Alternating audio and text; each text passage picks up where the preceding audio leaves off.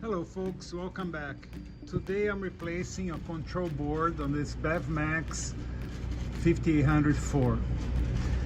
I'm replacing the red control board, which is the most reliable one at the moment, with this other one here. It was acting up and there are many issues I couldn't reprogram. The first thing, you have the new control board in your hand and you're gonna unplug one switch at a time and match it on the new board. This is the easiest way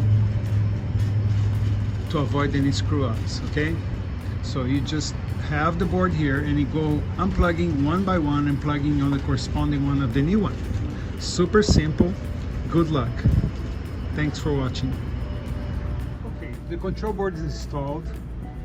Once you install the control board, power up the machine again. And there's going to be a message on the display, no model set.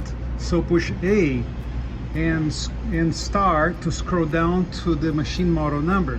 In this case is the 5804. So push A and then you're gonna push star and scroll down to select the machine model, and you push save, which is the star, and off you go. At first, all prices will be $556 or some random amount like that. And then you proceed to price each shelf or item as you wish. Cool? Thank you.